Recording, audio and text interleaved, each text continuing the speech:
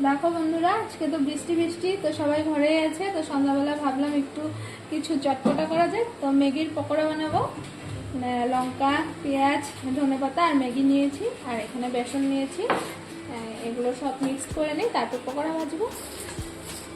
তো এখন সব কিছু মিক্স করে নেবো। এখানে ম্যাগি নিলাম, কাঁচা লঙ্কা, পেঁয়াজ কুচি আর ধনেপাতা দিয়ে দিলাম একটু।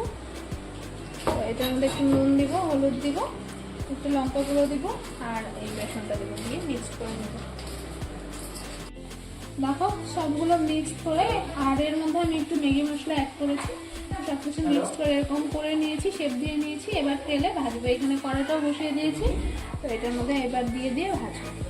তো দেখি কেমন হয়।